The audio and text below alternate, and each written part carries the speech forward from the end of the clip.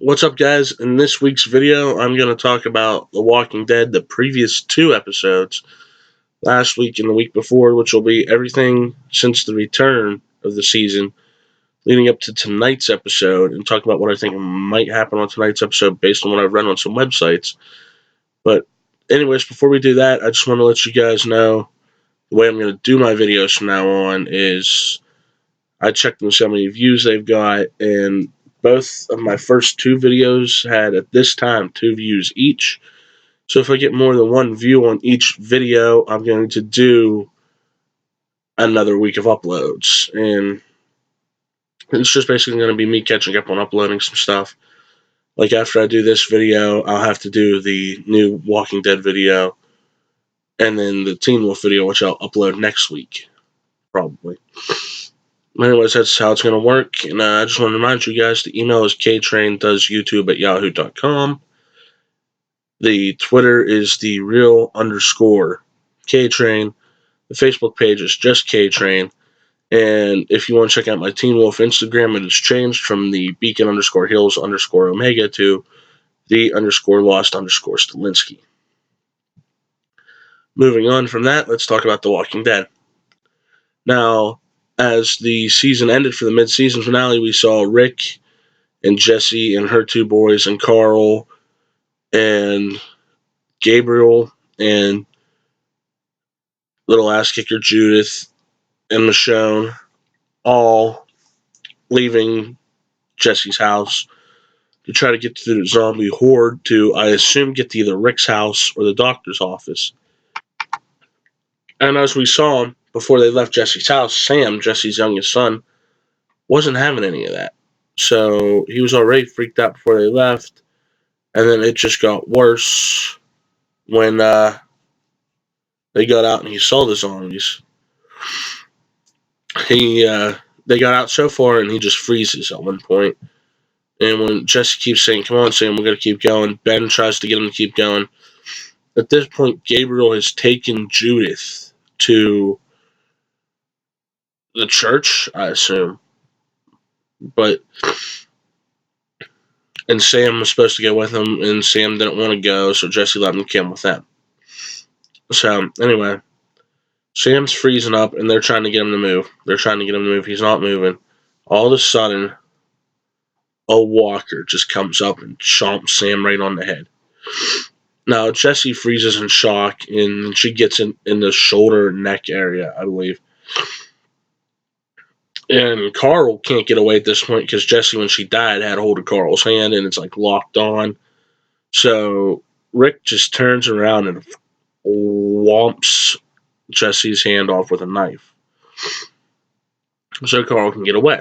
Now, when they all turn, we see Ben pulls the gun that he had got to presumably shoot Carl or Rick before the mid-season finale, and pulls it on them then, and Carl kind of moves in front of Rick, presumably to take the shot for him, and Michonne gets Ben right through the chest. Now, what I want to talk about before I go on from that is, you can kind of understand where Ben's coming from. He's unstable. Rick killed Ben's dad, torched Dick, as some would call him. Pete, I think, was his real name. But anyway, moving on from that. And then Carl basically is trying to steal Enid away from Ben if they were a thing. I don't know if they were or not. But moving on from that, we get into this whole thing where the gun is pulled on him. Michonne stabs him. The gun goes off. Now, from the angle of the gun going off, it looks like it would have hit the ground to me, but hey, I'm not a TV maker. After the gun goes off, it gets real quiet. Nobody does anything. Carl turns and looks at Rick. The entire right eye gone. And he says, "Dad," and just drops. Now, Rick, after this, loses his shit. Literally. He scoops up Carl and bolts. Michonne with him, because they're the only 3 left. And they get to the doctor's office. The doctor, who I'm assuming now is Tara's girlfriend, takes Carl, lays him on the table, and they start working on him. Rick goes nuts, pulls his knife, because I don't think he had a gun, takes out into the street and starts killing walkers, just going ham on murdering walkers. Until eventually the entire town comes together when, well, we'll talk about what happens to bring the entire town together, is Daryl, Abraham, and Sasha encounter Negan's gang earlier in the episode. And Negan's gang, the guy in it, informs him, well, I'm not going to kill you. And he stops and goes, oh, wait. Yes, I am. And then Daryl fires what I presume is a rocket launcher and blows up everybody in Negan's gang. And they were in like a gas tanker to begin with, Daryl and Abraham and Sasha. And they get to the gate as all this is going on. Glenn and Enid are back as well. And they proceed to empty some gas into the little lake and light it, and that causes the walkers to be drawn to it. Well, while they're doing this, the rest of the town has come together at this point, and they're fighting the walkers that aren't walking towards the fire. And there's this sweet action montage where they flash like different people's faces in front of you, like you're a walker getting attacked by them. But then at the end of the episode, Rick goes in to explain how he can't lose Carl, and he'd go nuts if he lost Carl and all this and that, which is understandable because he's lost everybody else except for Judith and Carl. And Carl squeezes his hand, which I'm happy they did, because when Glenn went under the dumpster, they let you think for, I think it was at least 3 weeks that Glenn might be dead. But then I kept saying when they had Carl shot in his eye, because if you read the comics, Carl lives through it in the comics as well. I kept saying, I hope they show Carl lives. I hope they show Carl lives. Because I didn't want to see on Facebook for weeks, oh God, Carl's dead, when he's not. So that's set up for the following week's episode, in which the actress that plays Michonne revealed on Talking Dead that 2 months had passed from the previous week to this week. That's why some normalcy has returned to Alexandria and things like that. Now, what I want to start with, and I'm going to do this ass backwards here, is Rick and Michonne at the end of the episode. And if you didn't see this episode, yeah, it's a good one. Rick and Daryl go out to get supplies at the beginning, to the point where the doctor requests Pop. Daryl says, what the hell is Pop? Then we learn that what most of us already know is the South still refers to it as soda, the North, a lot of places up north call it Pop. Me from Pennsylvania, I call it Pop. Anyway, Michonne asks for toothpaste, and when they come back at the end of the episode, Rick sits down on the couch next to Michonne. Michonne says rough day or something. You forget you're watching Walking Dead. You feel like you just fell into a sitcom at this point. He hands her a roll of mints and says, that's the closest I could get you to toothpaste, because something happened that I'll explain a little bit later that caused the toothpaste they did find to not come back with them. And he puts them in Michonne's hand, and their hands are kind of there. And then Michonne holds his hand, and then Rick just like starts going to her and starts making out with her. At this point, Michonne fans are losing their fucking mind, me included. I'm not even a Michonne fan. I just called it from the beginning of when Michonne came into it and started getting along with Rick that they were going to be a thing. So then we see at the end of the episode, the very, very end, Michonne and Rick laying naked on a bed with a strategically placed blanket to cover up everything, which I read on Facebook was not demanded by Kirkman or Nicotero or any of them. Andrew Lincoln and the actress that plays Michonne wanted to do that scene like that. But anyway, going back to before this, Rick and Daryl went out to find supplies. They find this truck that's full of food and waters and pop and